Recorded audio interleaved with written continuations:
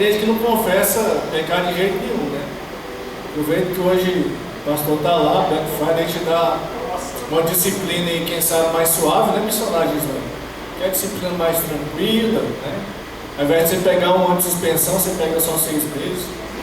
Tá lá, se você quiser falar com ele. E os batizantes também, tá? Os que forem batizar também, se quiserem, o pastor está lá para atender. Nosso batismo, irmão, vai ser que dia? 8 de dezembro. Irmão, quais são os irmãos que costumam ir lá no IESEC para acompanhar o batismo? É bom ir, irmãos. Os irmãos que não conhecem. Quem não conhece aqui no clube lá da... Tem irmão que não conhece ainda? É o irmão Júnior. Irmão Samuel não conhece? Não é possível, Samuel.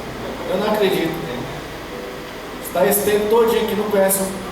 Irmãos, é bom ir acompanhar o batismo lá. A gente até se renova. Dá até vontade de batizar de novo. E outra coisa, quando o nosso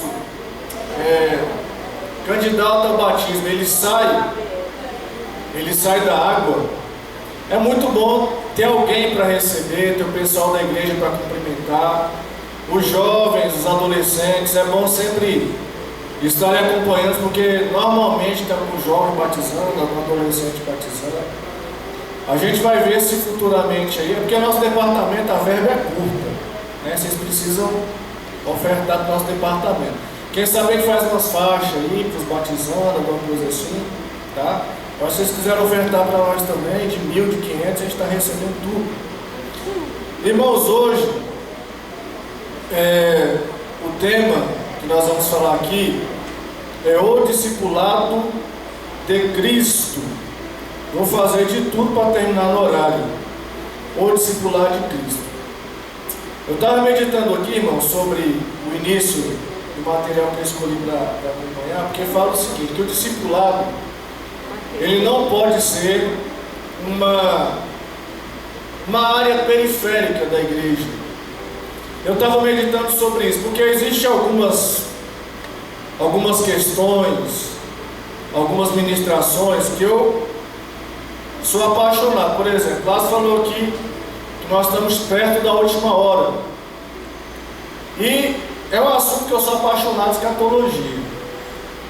Mas, por força de liderar esse departamento, eu comecei a ministrar sobre o discipulado.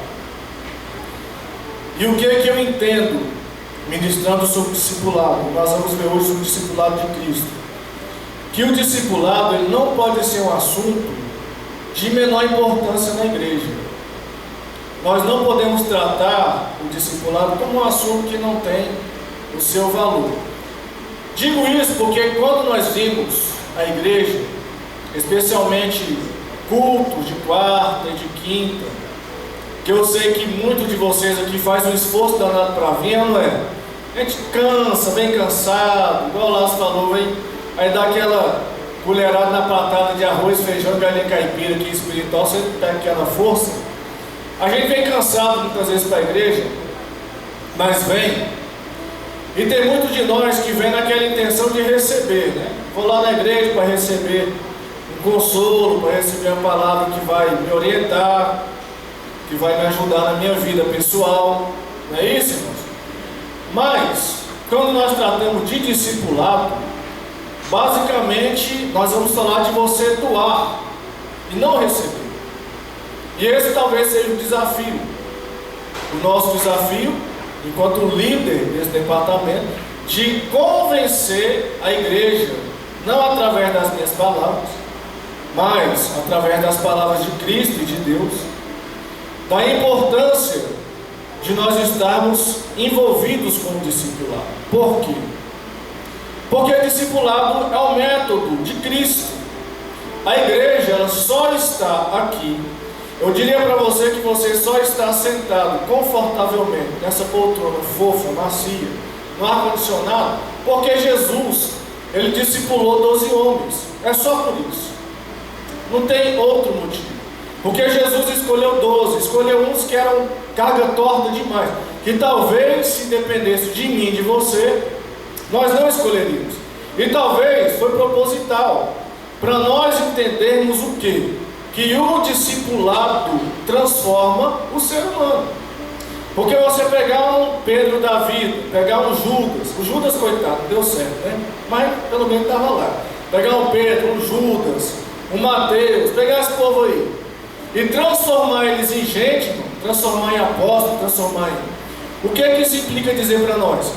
Que não importa o seu passado, não importa de onde você veio, não importa os pecados que você cometeu lá fora, antes de você aceitar Jesus, ou até depois, né?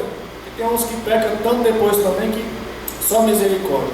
Mas o que eu quero dizer é o seguinte: Jesus, através do discipulado, ou discipulado de Jesus, ele é capaz de transformar o homem em uma pessoa à semelhança de Cristo, que essa, na verdade, é a intenção do discipulado. O discipulado não é para eu fazer uma pessoa parecida comigo, não é para fazer o outro ciúmar. Vou discipular aqui o Gabriel, para que o Gabriel agora seja um novo ciúmar na igreja. Não. Qualquer um que vai discipular o outro, e nós estamos aqui discipulando novos convertidos, qual que é a ideia? É que Cristo seja formado naquele que está sendo discipulado. Que Cristo seja formado em cada um de nós, porque o modelo não somos nós, o modelo é Cristo, o modelo é Ele. Então, o que o discipulado faz com o ser humano? Ele pega gente sem perspectiva, pega as pessoas sem esperança, pega gente que olhava para si mesmo e fala assim: eu não tenho perspectiva nem de ser crente, acho que eu não consigo nem ser crente direito. Agora, irmão, deixa eu falar uma coisa que eu tenho entendido com os irmãos aqui, só para aproveitar o gancho da questão de falar de ser crente. Existe uma situação interessante, principalmente aqui na nossa denominação, que aqui existe uma característica que não existe em outras igrejas. Como assim? Aqui existe a questão do pastoreio leigo. Eu não quero adentrar muito nisso, porque às vezes pode confundir determinados. Porque assim, o que eu quero dizer? Aqui uma pessoa pode chegar a pastor sem ela fazer um curso superior de teologia. Na Assembleia de Deus isso pode acontecer. Em outras denominações já não.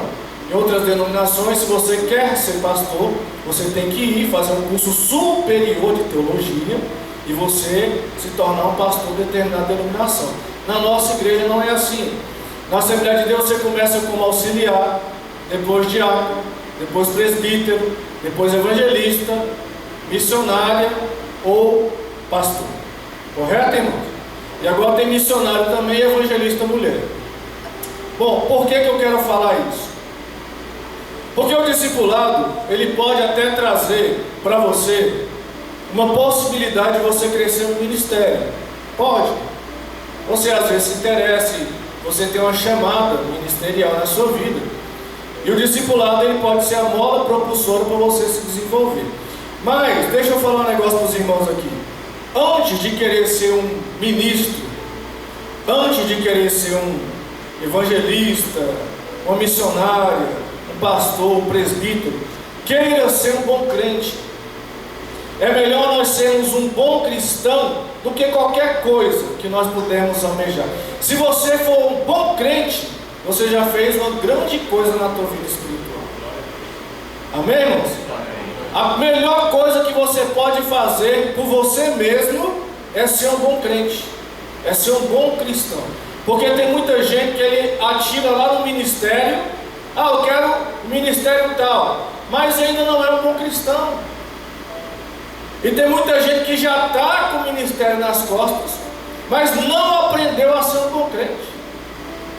A melhor coisa que tem para nós não é você ser um bom pregador, você ser um bom expositor da palavra, você ser um bom pastor, um bom evangelista. A melhor coisa é ser um bom crente. A melhor coisa que tem para nós, ser um bom crente, ser um bom cristão, que obedece a palavra de Deus, que cumpre a palavra de Deus. Porque, irmão, com nome, com carteirinha, com credencial, vai um monte para o inferno. Aquele rapazinho que pregou aqui Sábado, domingo passado, até cumprimentei ele aqui, um rapaz jovem, né? Não sei se vai continuar assim muito tempo, não pregando sobre inferno, esses treinos, mas deve continuar. Mas ele foi corajoso, né? E concordo com ele. Porque o que tem de gente que vai ter credencial do inferno não está escrito. Vai ter muitos. Porque credencial não salva ninguém, irmão. Título de pastor, título de evangelista, sempre salva ninguém. Então, o que é mais importante para nós? É ser um bom crente. E o discipulado é que vai fazer de nós dar o caminho para ser um bom cristão. Por isso que não pode ser um assunto de só menos importância na igreja. Eu não posso desprezar o discipulado. Eu não posso também queimar etapa. Eu quero ser fulano de tal dentro da congregação. É igual nós falamos muitas vezes de pregador. Tem pregador e ensinadores da palavra de Deus que ele já quer começar grande. Não quer pregar em culto de senhora, né? Tem os pregadores que já quer pregar para a multidão. Mesma coisa nós cristãos, nós temos que começar pequeno. Amém, irmãos? Começar no básico. Se a gente não sabe o básico, como é que a gente vai avançar para as coisas mais complexas? Se a gente não entende o simples, como é que nós vamos avançar para as complicadas? Então, primeira coisa que o discipulado traz para nós é entender o básico, entender o simples, entender o que é ser crente na sua simplicidade. Essa é a função principal do discipulado, é mostrar para você se converteu. Agora nós vamos designar alguém mais experiente que você um pouquinho, para tentar mostrar para você o que é você ser um bom crente. Amém, irmãos? O que é o discipulado? Um estilo de vida. Um estilo de vida. Discipulado, irmão, não é conhecer Bíblia. Conhecer Bíblia, tem um monte de gente que conhece, mas não vive. Tem um monte de gente que conhece Bíblia. Eu conheço Bíblia, eu leio Bíblia, eu recito Bíblia. Claro, eu faço a ressalva aqui. Claro que você tem que conhecer e tem que ler. Mas discipulado não é isso. Não é a pessoa se tornar um sabichão da palavra de Deus, recitar versículo de cor. Isso não é discipulado. Discipulado é viver, é um estilo de vida, é viver o que as Escrituras ensinam. É muito melhor conhecer menos e viver aquilo que conhece, do que conhecer muito e não viver quase nada. Sim ou não? Sim. Não é melhor? Eu não conheço tanto, mas um pouquinho que eu conheço eu vivo. Ou então eu conheço demais, mas como é que tem sido a vida? Como é que tem sido o seu estilo de vida? O estilo de vida é um estilo de vida bíblico, cristão? Fala a verdade ou mente? Né? Que a Bíblia ensina que a gente não deve mentir. Como que tem sido a sua vida? Por exemplo, nós vamos ter ceia aqui. Deixa eu só te dar uma dica aqui. Nós vamos ter ceia. Domingo agora, sim ou não? Sim.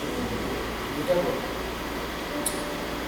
Tomar ceia desmantelada adoece? Sim ou não, irmãos? À luz da palavra de Deus. Tomar ceia desmantelado adoece a pessoa? Espiritualmente. Sim. Tomar ceia desmantelado mata a pessoa? Sim. Mata? Espiritualmente. O que a Bíblia diz? Por isso que tem muitos fracos, doentes e muitos que dormem. O que é isso? É uma gradação. Primeiro a pessoa enfraquece. Ronaldo está me olhando preocupado. Relaxa, Ronaldo, é só uma...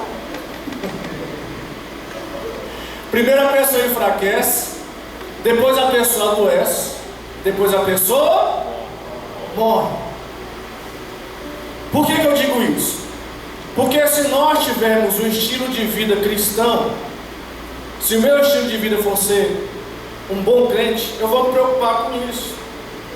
E qual que é o antídoto, irmão? Por exemplo, para você ter um estilo de vida cristão. Qual que é o contrário de você ter o rapazinho pregou aqui e falou, o nome dele para ficar chamando de rapazinho, Josué Silva. Isso? Josué Silva. Pregou aqui. É não ter vida dupla. Amém, irmãos? Para nós termos um estilo de vida cristão, nós precisamos evitar a vida dupla. Eu tenho uma vida na igreja e tem outra vida fora da igreja. Na igreja eu sou uma bênção, na igreja eu dou a paz do Senhor para todo mundo, na igreja eu canto, na igreja eu prego, na igreja eu ensino, na igreja eu faço um monte de coisa, mas fora, ali fora eu conto as minhas piadas imorais, né, piadas imorais, fora eu canto a mulher dos outros, fora não tem nada a ver, fora. Então o que é o discipulado? É tentar botar o crente no eixo. A gente precisava discipular crente também, mas a gente não está tendo essa condição ainda. Nós vamos discipular só os nossos convertidos. Mas muitos de nós que somos cristãos, nós precisávamos ser discipulados, irmão. Sim ou não? Sim, precisávamos ser discipulados. Porque tem muitos de nós que já são velhos de igreja, que aqui ou acolá nós estamos fazendo alguma coisa errada. E sabe qual que é o perigo para nós, somos mais velhos? É não dar mais importância para aquilo que a gente faz de errado. Já se acostumar com erro, se acostumar com pecado. Está tanto tempo pecando que nem se importa mais, nem acha que é pecado mais. Está tanto tempo fazendo a coisa errada que não acha mais que é pecado. Agora, o discipulado veio exatamente para mudar o nosso estilo de vida. Qual o melhor exemplo disso aí? Zaqueu. Quando Jesus olha Zaqueu lá na árvore, Zaqueu era baixinho. Ele vê Zaqueu na árvore, o que ele faz? Zaqueu desce, daí ligeiro que eu tenho que falar com você. E Zaqueu desce, o que Jesus faz com Zaqueu? Traz Zaqueu para a mesa. Jesus gostava de comer, sim ou não? Gostava. Jesus, ele não era, eu acho que ele não era uma pessoa chata, enfadonha. Irmão, eu acho que se Jesus viesse hoje em dia no nosso meio, tinha um bocado de crente que ia ficar escandalizado. Porque tem uns crentes assim, que são muito cheios de muita história. Meu Deus, não pode comer isso, não pode comer aquilo, muita coisa.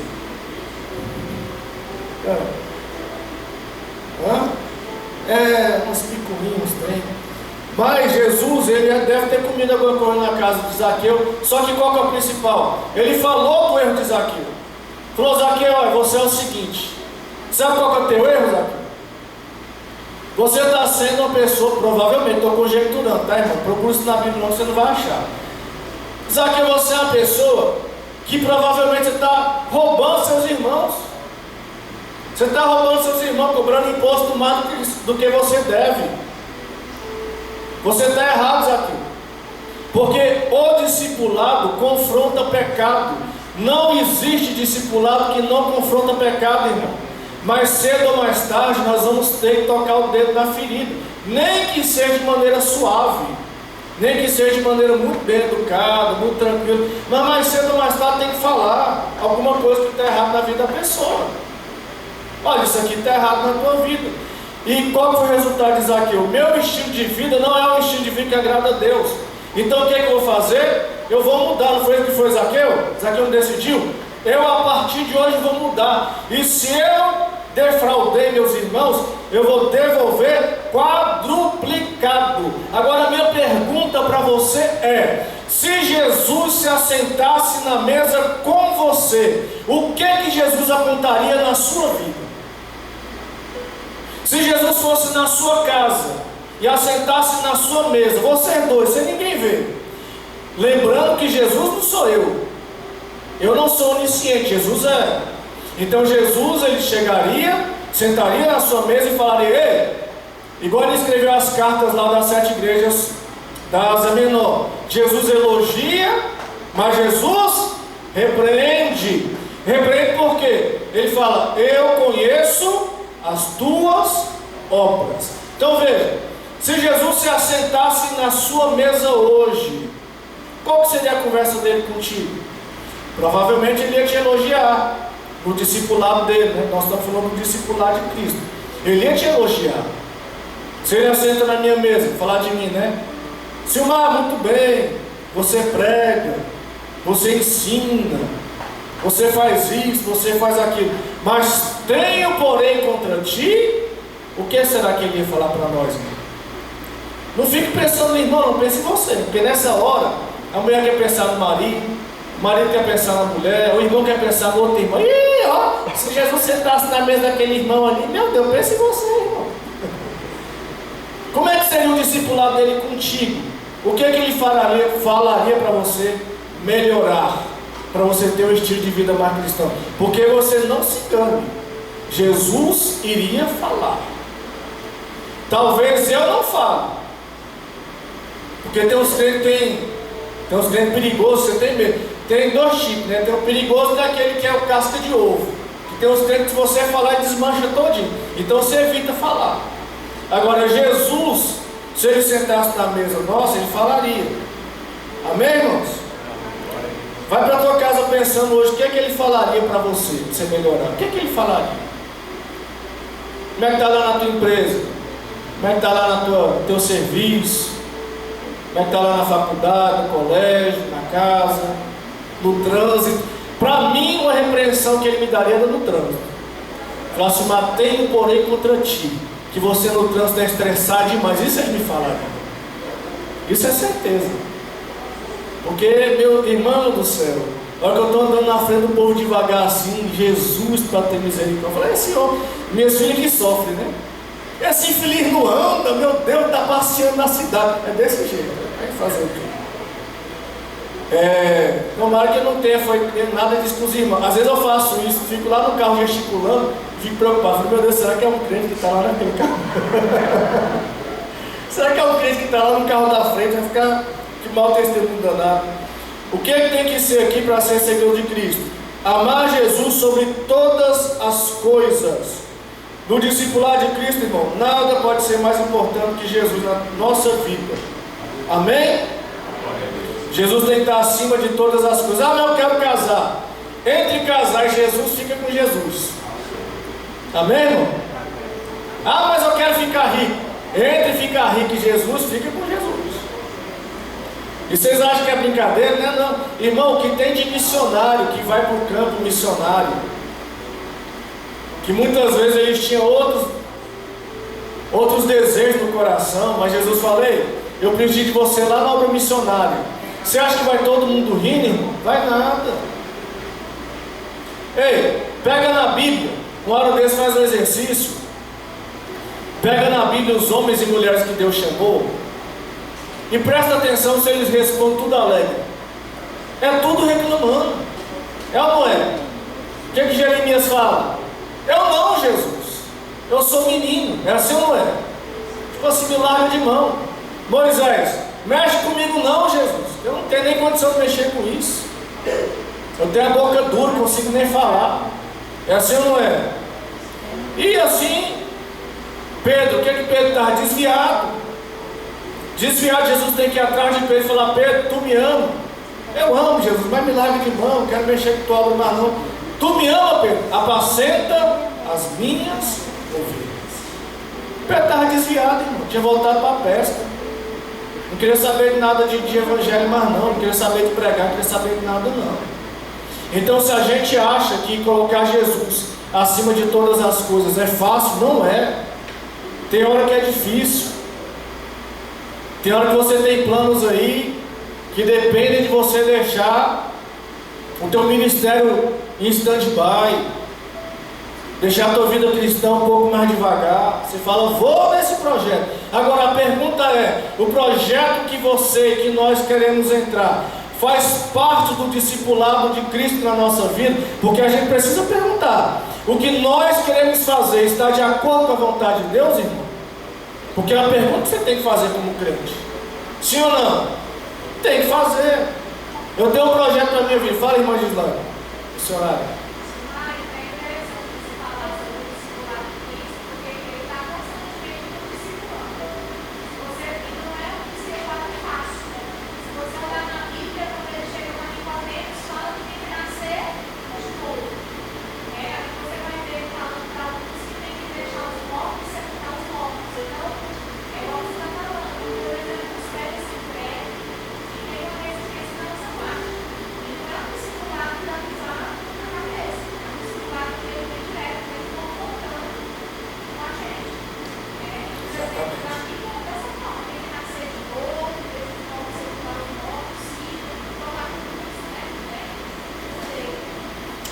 Andar com Jesus é bom.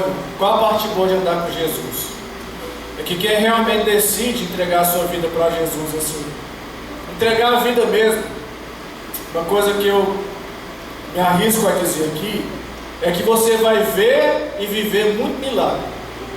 Você vai ver e viver muito milagre. Você entregar a sua vida para Jesus, falar, eu quero entregar minha vida para Jesus, eu quero deixar Jesus agir na minha vida. Irmão, eu te dou uma certeza, você vai ter experiências profundas com Deus. Deus vai te mostrar coisas extraordinárias. Você vai ver milagre, vai viver milagre, vai acontecer. Se você quiser entregar a sua vida para Jesus, você não precisa ter medo disso, que isso vai acontecer. Você vai ver muitas coisas improváveis acontecendo. Você vai ter muitas experiências extraordinárias de dom, de muitas coisas mesmo. Mas tem a parte que o missionário falou, tem o preço.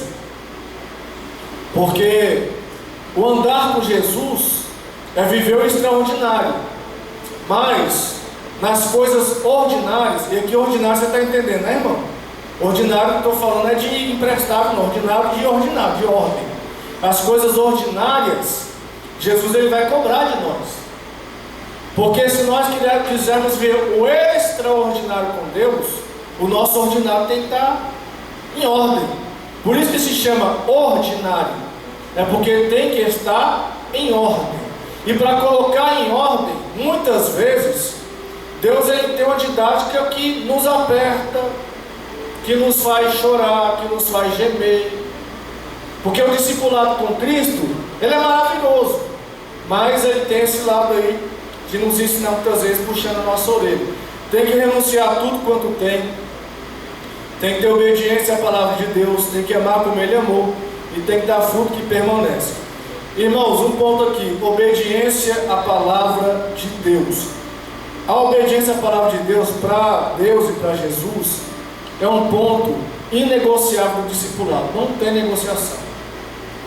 Não existe obedecer a Bíblia mais ou menos, irmão. Não tem. Tem, irmão? Não tem. É claro, veja bem, eu não quero ser aqui inflexível. Nós que somos cristãos, o nosso discipulado, quem é novo convertido, quem está caminhando aí há pouco tempo, eu não posso dizer que nós não desobedecemos. É claro que desobedecemos, porque nós somos carne. Então, não tem ninguém que obedeça a palavra de Deus 100%. Alguém aqui obedece 100%? Não, não tem. Eu vou até pedir para você não levantar a mão, que é para evitar você de mentir. Se você levantar, você vai estar mentindo. Até para poupar esse teu pecado aí. Não tem ninguém que obedece 100%. Que obedeceu foi só Jesus. Mas deixa eu te falar.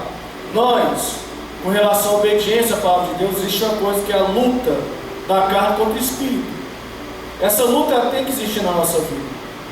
Porque se nós não lutarmos contra a nossa carne, com relação ao discipulado, nós estamos falhando. A luta que o apóstolo Paulo fala em Gálatas, capítulo 5, fala em Romanos, capítulo 8, capítulo 7. Romanos nessa parte aí é bem instrutivo, né? 8, 7, Gálatas 5.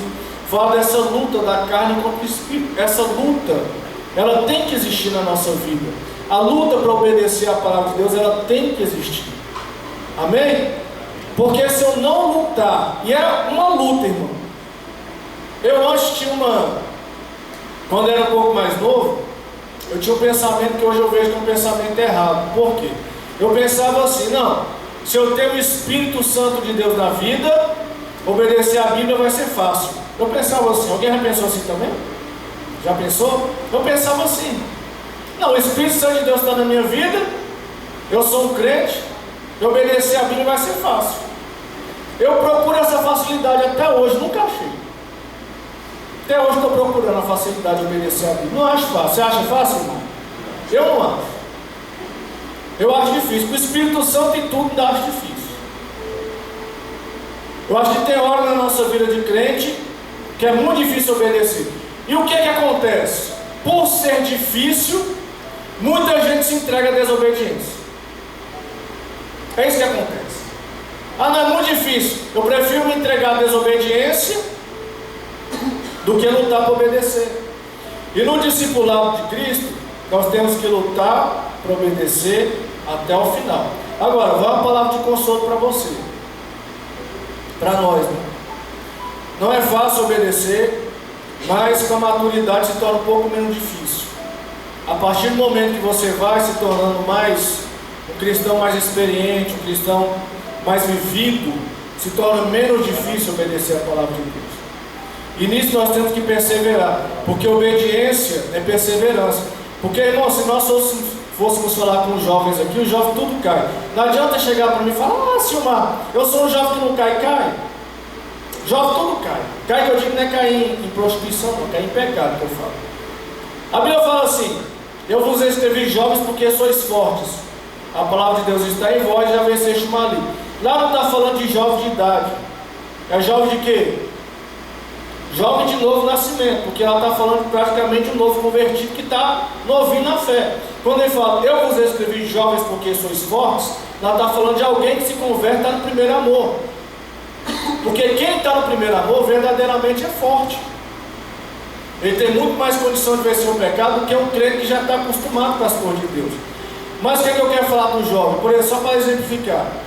O jovem hoje, ele tem um monte de seta do diabo contato com a cabeça dele. O jovem tem um celular cheio de possibilidades tanto de ver trem errado, de ter contato errado, conversar coisa errada.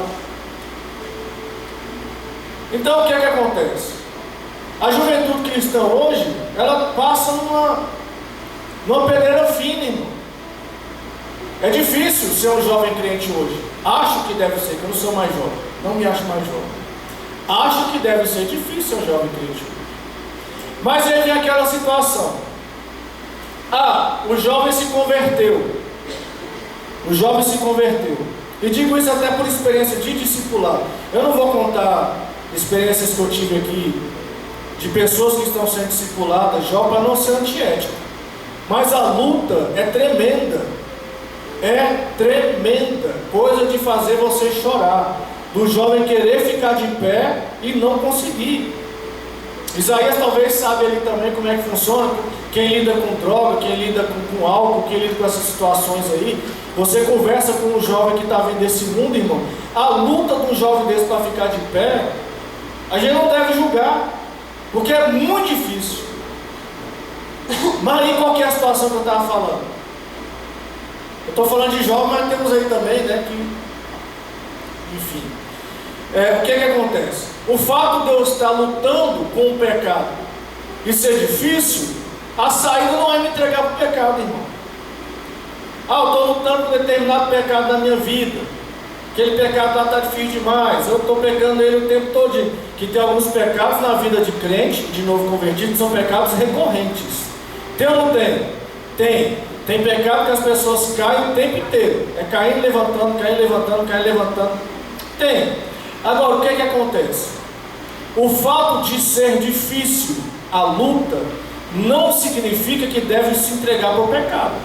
Qual que é a nossa orientação com relação ao discipulado?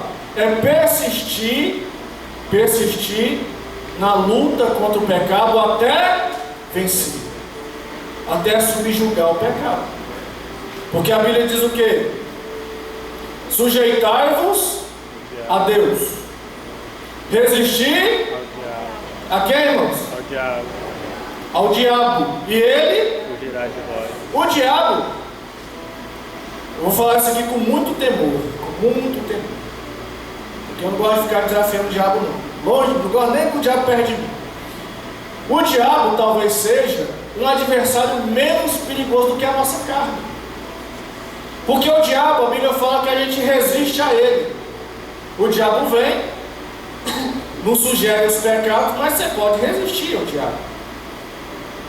A carne não, a carne você tem que lutar contra ela, não é o que diz a Bíblia.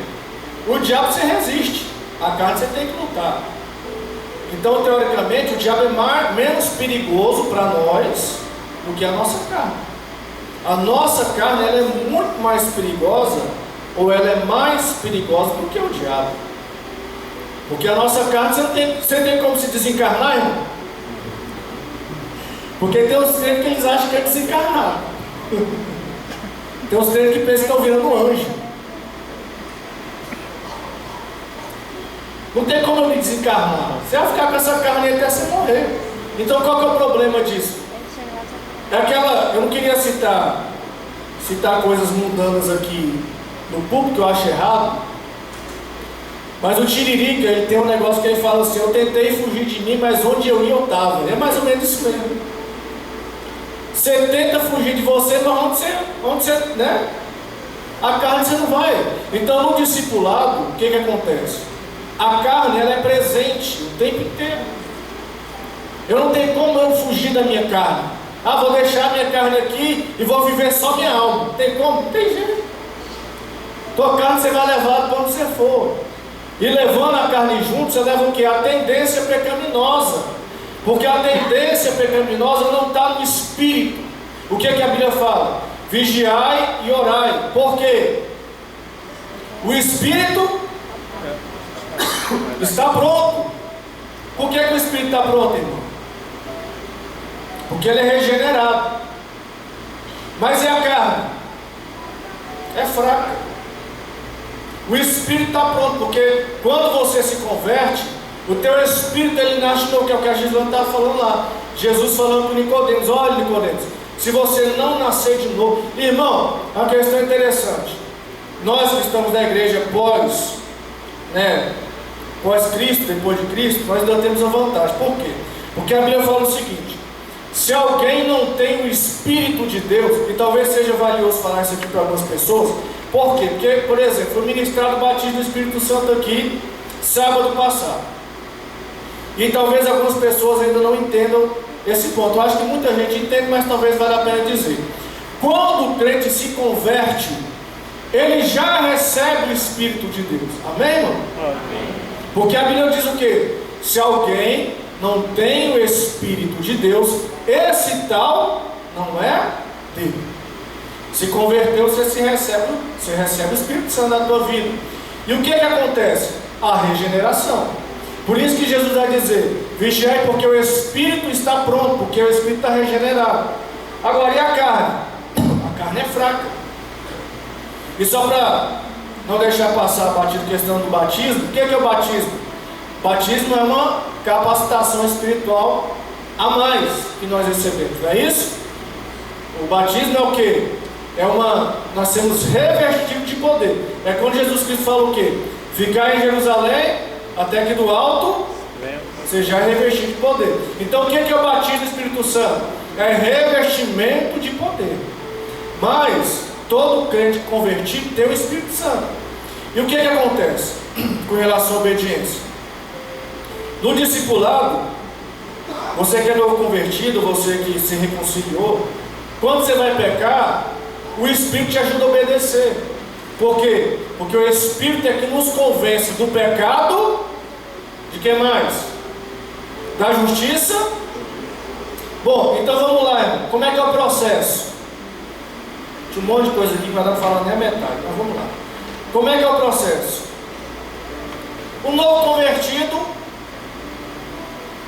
ele está na igreja, recebeu a palavra, se converteu ou se reconciliou.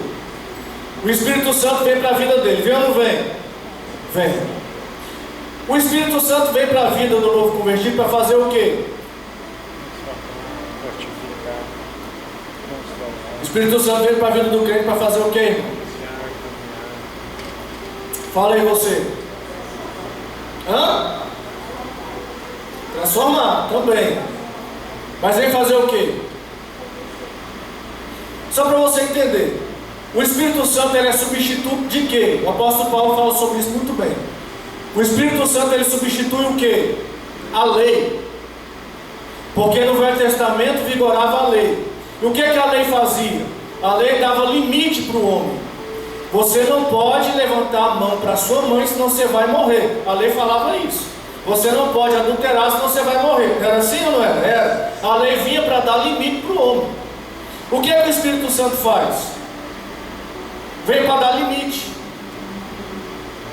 Quando o crente ele vai pecar, o que o Espírito Santo faz? Não fica pelado e vai fazer coisa errada com o teu namorado. O Espírito Santo fala. Fala ou não fala? Fala. Ei, larga esse computador aí. Ei, adolescente, larga essa pornografia. O Espírito Santo fala, irmão. Ei, vai ficar olhando para a mulher, vai ficar olhando para o homem. O Espírito Santo fala ou não fala?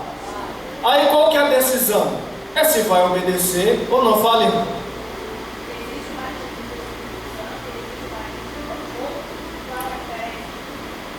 Irmã do céu, essa pergunta, se eu for te explicar aqui, acho que vai a noite todinha.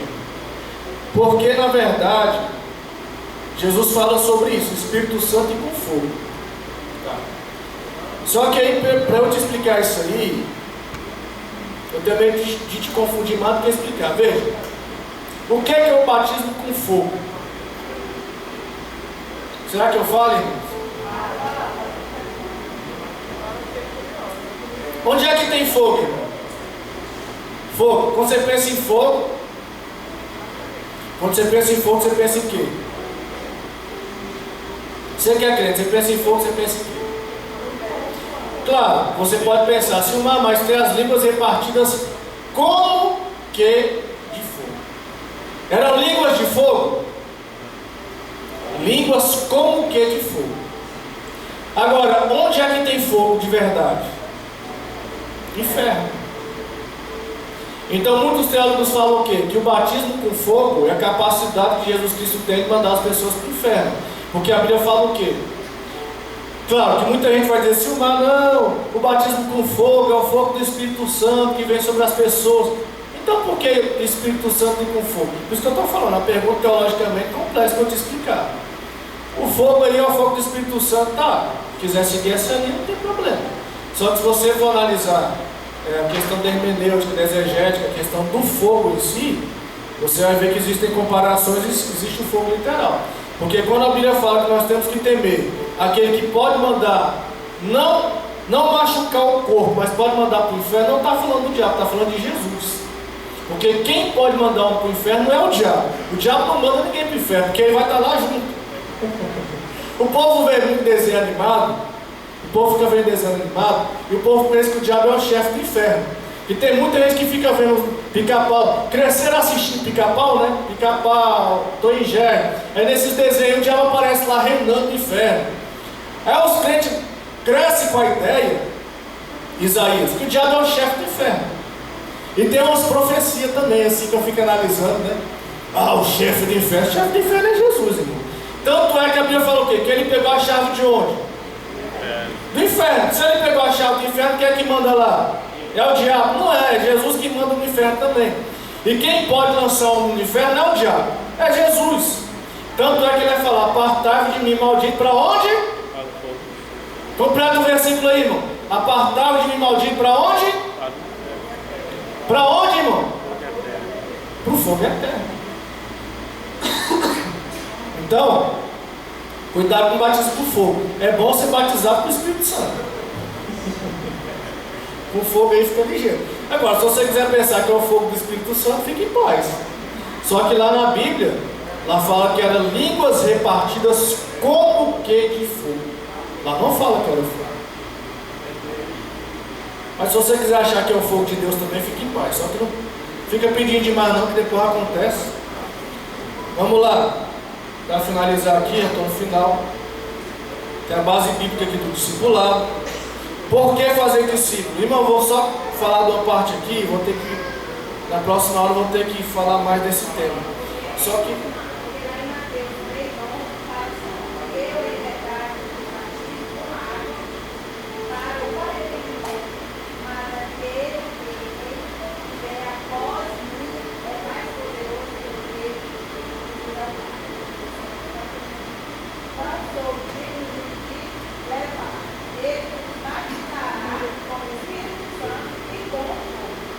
sim, aí qual o público que ele estava falando isso aí? Judeus, né? Ele estava falando para os judeus lá. Então assim, por isso que eu falei para você que é uma questão difícil de eu te explicar rapidamente. Porque são entendimentos teológicos. Existe um entendimento teológico que eu estou falando. Tem gente que entende que esse fogo é o fogo do Espírito Santo. Tem gente que entende. Só que eu nunca vi ninguém ministrar batismo com fogo nas igrejas. Ninguém já viu? Eu nunca vi. Você já viu, irmão? Eu vou ministrar batismo com fogo. Eu já vi ministrar batismo com o Espírito Santo. Agora dizer assim, eu vou ministrar, vou pegar bem aqui, um irmão aqui, vou pegar o Ronaldo. Pegar o Ronaldo e ministrar batismo com fogo no Ronaldo. Não sei o que vai acontecer. Eu não sei o que vai acontecer. Não sei se ele vai virar mais santo ou se ele vai queimar. Não sei qual dos dois. Então assim, tem essa linha teológica, que o fogo é o fogo do Espírito Santo. Mas tem a outra linha teológica, que fala que esse fogo de fato é o fogo literal, que é o fogo do inferno. Então tem esses dois entendimentos.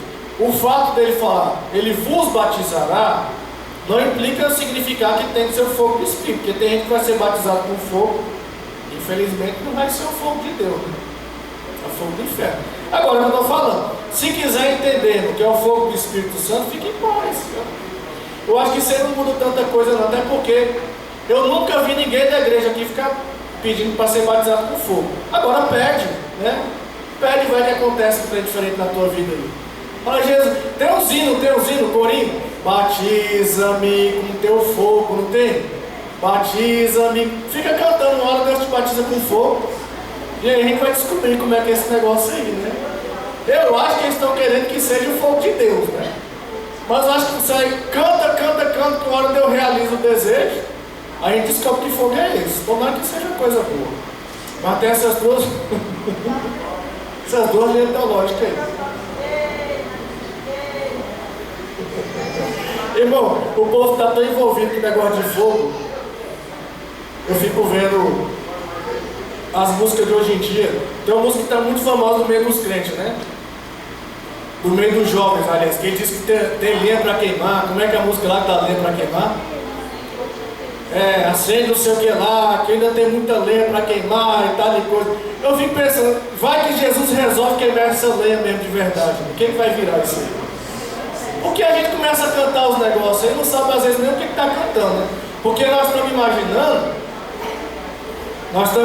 o quê? Que a lenha para queimar, eu tenho muita energia para gastar na obra de Deus, não é isso que vocês estão querendo dizer? Eu tenho muita energia, muita vontade de fazer a obra, muita força, mas vai que Jesus entende diferente. Olha lá o irmãozinho dizendo que tem lenha para queimar, largar o fogo nele. E às vezes o fogo vem o fogo da tribulação. Pode vir ou não pode vir? Pode, porque a tribulação purifica o crente, ou não? A tribulação produz paciência. E Jesus está vendo o crente pedindo fogo lá, estou com lenha para queimar, pera aí, vou te tacar fogo nele. Aí o fogo vem o fogo da tribulação, vem o fogo da dificuldade, vem o fogo. Só que o povo só quer o fogo bom, né? O povo só quer o fogo. É igual eu já vi uns crentes aí, meu Deus, meu irmão está queimando o fogo na minha mão, também não vê nada, que está queimando. Irmão, só para finalizar aqui, mas assim, estou falando isso aqui, estou brincando, mas se você quiser orar pelo fogo, ora. Sou contra não. Ora aí pelo fogo, não é missionário? Vai que Deus bota o fogo na tua vida, não é missionário? Tu querendo pregando para todo lado aí. Aí Deus te usa com um fogo diferente. Ora aí pelo fogo. Mas assim, realmente nós temos que entender, mas a palavra de Deus e o fogo, na verdade, muitas pessoas entendem que é o símbolo do Espírito Santo, porque ele veio como língua repartida como que de fogo. Então é preferível entender isso, né? É preferível entender que esse fogo é o fogo de Deus. Mas a gente tem que entender também, e agora que eu estou falando sério, que a nossa compreensão, ela não limita o agir de Deus. Não é porque eu entendo que o fogo é o fogo de Deus, que o fogo que Deus pode enviar seja outro. Porque às vezes eu entendo uma coisa, mas Deus ele quer me mostrar outra. Você entendeu? Eu já vi testemunho, e aqui eu não estou brincando, eu já ouvi testemunho de um crente que ele estava pedindo paciência. Deus me dá paciência. Jesus me abençoou com paciência. Jesus falou, pô, não. Tribulação do crente. Puf, tribulação. Aí o que estava ruim ficou pior. E aqui eu não estou falando nada antibíblico não. Por quê? Porque o que é que produz a paciência? A tribulação. A Bíblia diz que o que produz a paciência é tribulação. Então, até para orar, por isso que a Bíblia fala que nós não sabemos orar como convém. O Espírito Santo tem que interceder por nós. Se fosse deixar pelas nossas orações, irmão, deixa eu te falar uma coisa bem aqui séria. Tem coisa que você pediu E pela misericórdia de Deus Ele não te entregou.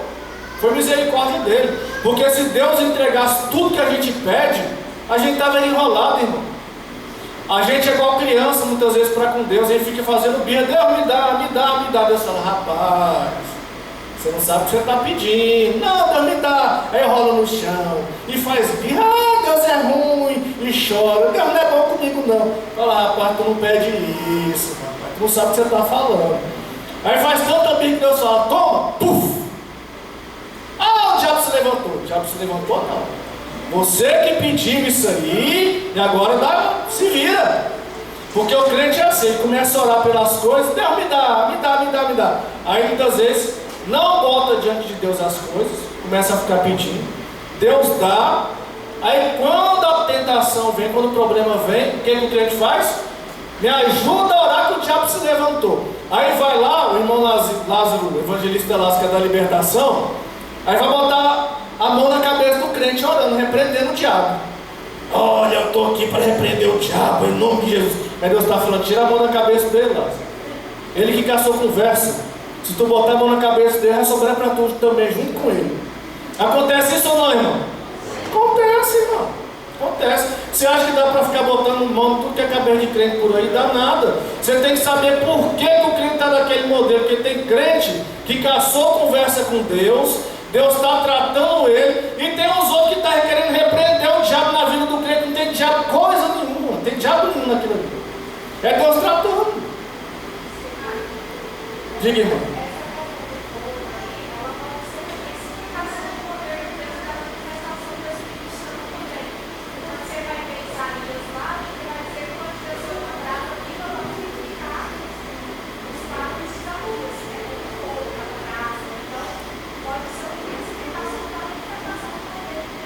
Ele ficou feliz? O que ele falou? Eu te pergunto, o que ele falou? Glória a Deus, foi? Falou o quê? Ai de mim que vou perecer. É o que eu estou falando, irmão. Eu não estou dizendo que o fogo em si é ruim. Agora, eu estou falando que nós temos que ter cuidado, muitas vezes, com o que nós colocamos diante de Deus. Porque igual a irmã missionária já está falando, o fogo da purificação, que veio Atenais com fogo para purificar os lados. Só que o profeta Isaías, ele falou, glória a Deus que agora o fogo veio. Ai de mim que vou perecendo. Porque ele se viu como pecador. Ele enxergou a condição dele. Porque muitas vezes o fogo muitas vezes vai mostrar a nossa condição. Por isso que esse negócio de batiza-me com teu fogo. É bom, canta. Agora Deus batiza com fogo, ele vai dar certo. Porque o fogo vai fazer o quê? Mostrar a nossa condição. Às vezes até é bom, irmão, porque tem uns crentes que precisam disso mesmo, de fogo. Porque o fogo muitas vezes, o que é que o fogo faz com o ouro? Tira as impurezas. Tira o quê? As impurezas. As impurezas. Não é isso que o fogo faz com o ouro? Você quer tirar as impurezas do ouro, você vai e mete fogo no ouro e tira as impurezas. Irmão, o tempo acabou aqui. Agora eu preciso falar uma coisa aqui para os irmãos. O discipulado, não posso terminar sem falar isso. Ele é um mecanismo de crescimento da igreja. Por que o discipulado é importante para nós? Agora eu digo como congregação. Por que o discipulado é importante para nós? Nós precisamos discipular por quê? Porque pessoas que se convertem e não são discipuladas, elas têm muito mais facilidade para abandonar o Evangelho, para abandonar a igreja. Pessoas que se convertem e não são cuidadas, elas têm muito mais dificuldade de permanecer na casa de Deus. Essa é uma cultura que nós precisamos ter. Não é a cultura do departamento de evangelismo. Essa cultura tem que ser a cultura da congregação, uma cultura da igreja. Nós temos que compreender que é assim. Se uma pessoa se converter na nossa congregação e nós não dermos nenhuma moral para essa pessoa, a chance dela não voltar depois, ou voltar e depois não voltar mais, é real. Agora, se uma pessoa se converter na nossa congregação, por que nós temos a sala aqui do lado? É porque a pessoa se converte, nós levamos até a sala aqui do evangelismo. Ali, ela recebe os cumprimentos. Se não tem Bíblia, nós já damos uma Bíblia para a pessoa. Nós pegamos os dados desse novo convertido. Talvez muitas pessoas da igreja não saibam, mas nós temos um grupo de evangelismo. Nós colocamos lá o cartão do novo convertido para que alguém já entre em contato com ele. Então, os jovens que se converteram aqui na festa dos jovens, boa parte desses jovens, alguém já entrou em contato com eles. E na primeira vez que se converteram, no primeiro dia, sábado, se não estiver enganado, todos os 5 ganharam Bíblia, de graça, porque tem que ser assim. Então, o que eu quero dizer para a igreja?